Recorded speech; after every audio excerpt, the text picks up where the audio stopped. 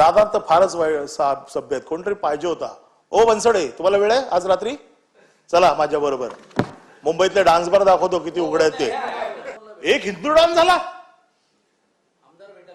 Hindu don हा पक्ष राहिलेला नाहीये, ही गुंडांची टोळी झाली आहे.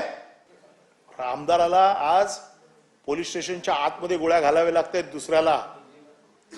का परिस्थिती आली? आमच्यावरती रात्री 12 वाजता गुन्हा झाला की सकाळी 5 वाजता शासन आपल्या दारी आम्हाला न्यायला. आणि इकडे एक आमदार सांगतोय माझ्या मुख्यमंत्र्यांकडे 100,000 शेकडो कोटी आहेत. कुठे गेली ईडी? कुठे गेली सीबीआय? कुठे गेला इन्कम टॅक्स? कोण विचारणार आहे की नाही? आमदार गोळ्या घालतायत.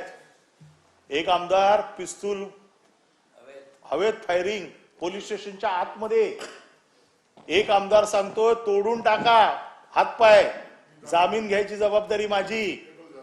एक आमदार सांगतोय पोलीस काय माझं वाकडं करणार आहेत, जास्तीत जास्त फोटो दाखवतील बायकोला. काय दादा, एवढी तर वाईट परिस्थिती या महाराष्ट्राने कधीच बघितली नाही. एवढं तर नाही बघितलं, ठीक आहे. मी पण खूप वर्ष 20-22 वर्ष आमदार आहे. इतके तर वाईट दिवस आम्ही तर नाही बघितले. आणि पार्टी विथ डिफरन्स न्या, हा पार्टी विथ डिफरन्स तुमचा काय दरार आहे पार्टी विथ डिफरन्सचा. त्यांची ही परिस्थिती. पुण्यातले तुमचे गुंड इथे येऊन रील करतात मंत्रालयामध्ये, आणि त्याच्यावरचा उपचार काय? तुम्ही त्यांची परेड बोलवली. ती परेड मी नीट बघितली तर तुमचा डीसीपी असं बाजूने चालतोय. काय कसं आहे? फोटो काढायचे नाही का उद्यापासून? अरे काय दादा, अरे गुडघ्यावरती बसवायला पाहिजे होते कमिशनरने सगळ्यांना. अख्ख्या बाजारपेठेत धिंड गुडघ्यावर काढायला पाहिजे होती. पुण्यामध्ये दादा तुमच्यासारखा सुशिक्षित माणूस असताना एका बाजूला, दुसऱ्या बाजूला गजा मारण्यासारखे गुंड तुम्ही त्यांच्या कानात जाऊन सांगताय की असं करू नका हो, आमची फार बदनामी होते, रील करू नका. अरे मंत्रालयातून रील करतात आणि ते पब्लिकली व्हायरल करतात. एक हिंदू डॉन झाला. हिंदू डॉन ही कुठली संकल्पना आणली हिंदू डॉनची?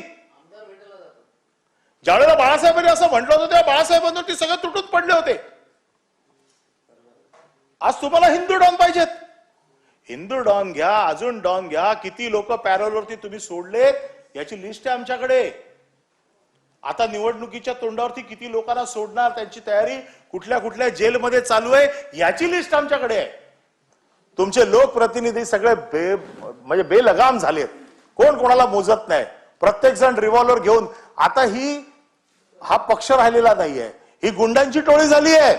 एकमेकाचा काटा काढायचं काम चालू आहे. जे गँग मध्ये चालतं ते वर्चस्वावरती. हे 400 कोटी वसूल कोण करणार? ते अजून एक तिसरी गँग उभी आहे जे न देणारे.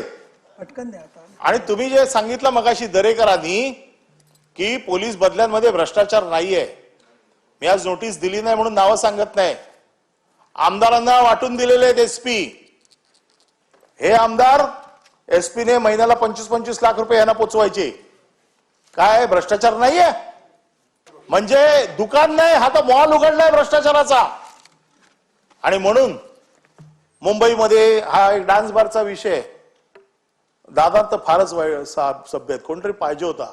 ओ बनसोडे, तुम्हाला वेळ आहे आज रात्री? चला माझ्या बरोबर. मुंबईतले डान्स बार दाखवतो किती उघडे आहेत ते. अरे चला ना, दाखवतो ना. आबाला दाखवले होते मी, आबाला दाखवले होते. अरे पोलीस स्टेशन बघा तुम्ही नाता भाऊ. डान्स बार, ज्या डान्स बारच्या बाहेर पोलिसांची गाडी उभी आहे असं समजायचं आतमध्ये डान्स बार चालू आहे. ज्याच्या बाहेर गाडी उभी आहे ना 100% डान्स चालू आहे. आणि रात्री सोडायचं काम कोण करतात? पोलीस. बायकांना पण नाही, गिऱ्हाईक सोडायचं काम पोलीस करतात. बघायचं असेल तर चला रात्री आजच दाखवतो, आजच फैसला करून टाकवायचा.